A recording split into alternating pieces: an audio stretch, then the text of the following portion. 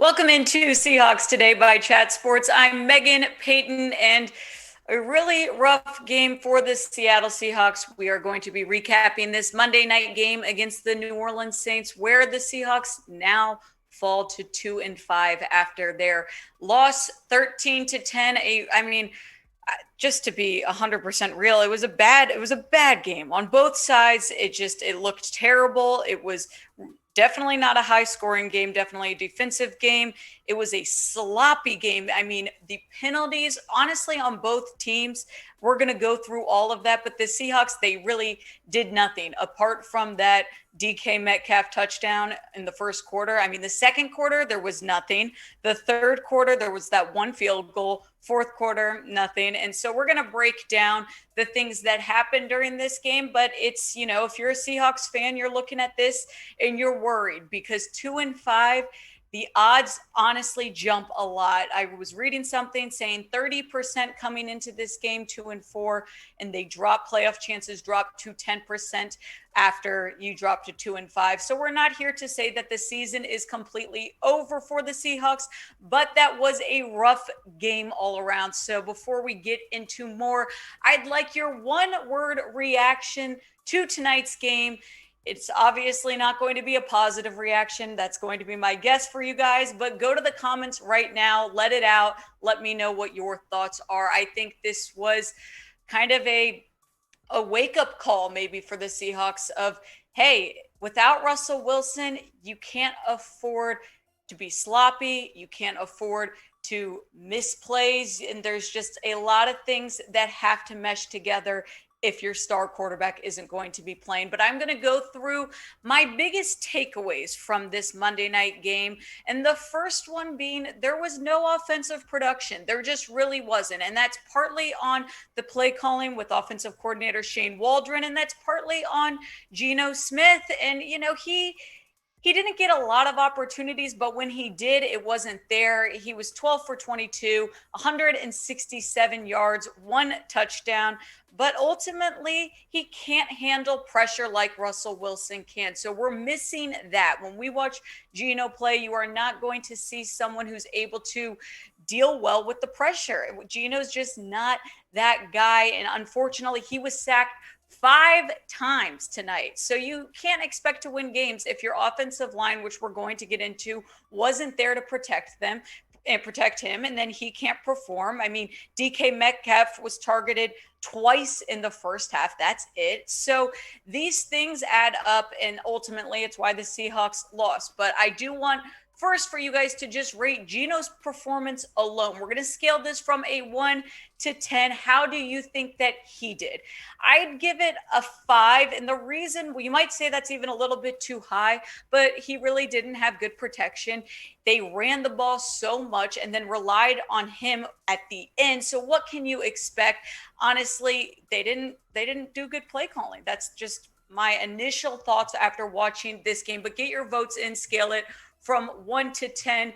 To turn things into a positive note, just real quickly, that is me telling you guys about BetUS. BetUS is doing an amazing deal right now. If you want a sports book to place your bets, go to chatsports.com/bet. You've got to use the promo code Seahawks125, but you are going to get a 125% deposit bonus when you do this. And if you guys are first-time BetUS users, there's an even better deal for you guys where you can get a free jersey. Go through the steps I just said, where you sign up, deposit $100 into your account. You're going to get that 125% deposit bonus back. You've just got to place a bet on any game. It doesn't have to be the Seahawks. It doesn't even have to be football. Pick your game.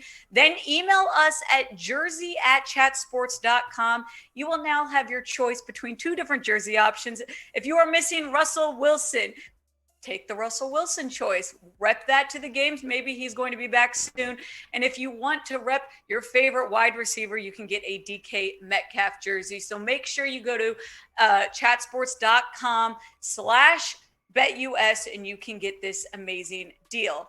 Now, we said it before, but the offensive line is really what, in my mind, led the Seahawks to falling short. I mean, apart from a lot of other things, but 5 sacks. 5 sacks is not going to do it. And this falls on Dwayne Brown. This falls on Damian Lewis, Kyler Fuller, Gabe Jackson. All of these guys need to step up because Geno didn't have the time. You don't have Russell to, that can handle that pressure. And DK Metcalf then isn't targeted because Geno doesn't even have time to throw to him. I mean, he had 2 receptions. He was targeted only 5 times in this game. Yes, he had 96 yards, but that's because 84 of them were in that 1 touchdown that he did have.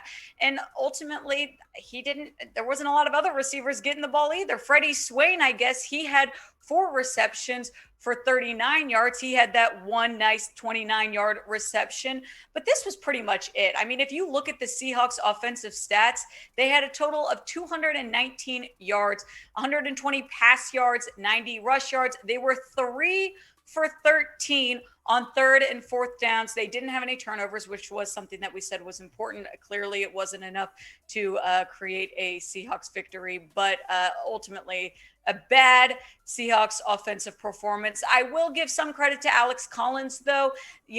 His average wasn't great. He only had an average of 2.2, but he had 16 carries, 35 yards. They relied on him a lot more than I thought they would.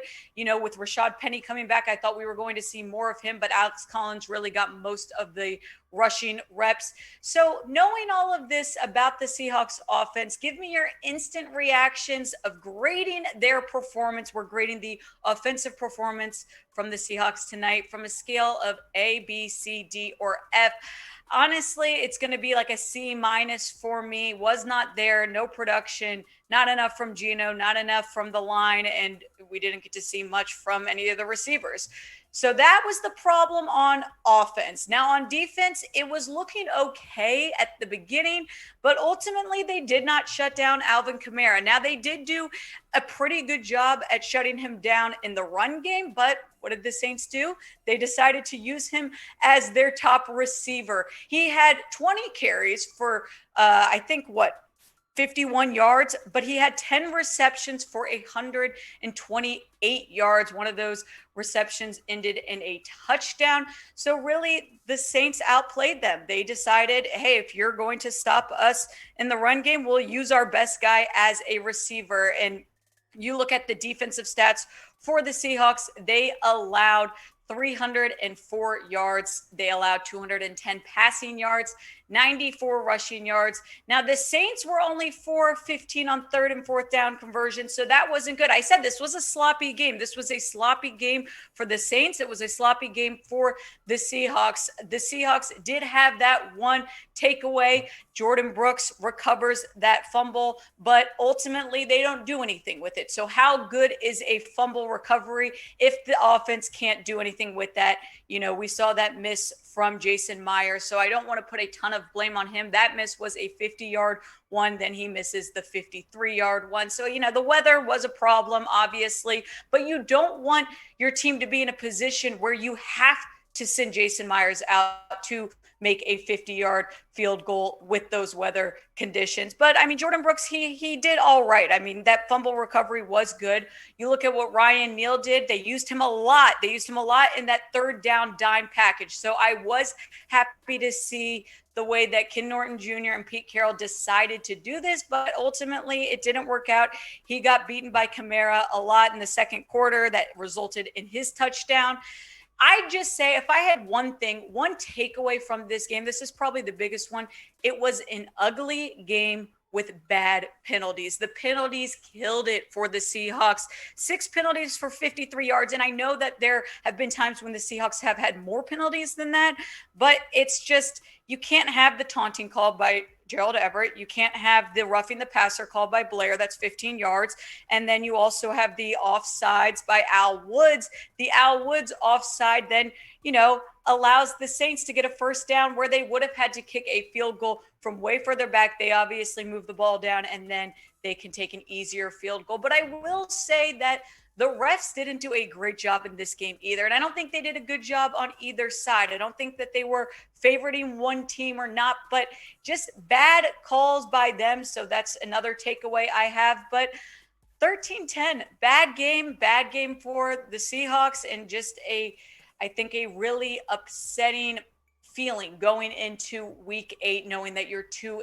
I think this brings up the question that we don't want to maybe talk about, but is Pete Carroll now on the hot seat? I think it's a fair question, and I've, defended him saying I don't think that is the right move. I still don't think it's the right move, but I think it's fair that the question is being brought up. So let me know your thoughts, guys. If you think that Pete Carroll should be on the hot seat, type Y for yes or type N for no. And some Seahawks news while we have you here. Mike Garofalo tweeted out that the Seahawks released offensive tackle Cedric Ogbuehi. The veteran started this season on IR and got lost in the shuffle in Seattle. Should have some interest on the market from teams in offensive line help. I'll be honest, the Seahawks need some offensive line help. Maybe it wasn't Cedric Ogbuehi, but we need some improvement from someone. But we're going to keep you guys updated all season long, good, bad, ugly. We are here for it. So Seahawks fans, join the family. Subscribe now. We promise we will have everything Seahawks content related for you, especially an overreaction video coming up tomorrow.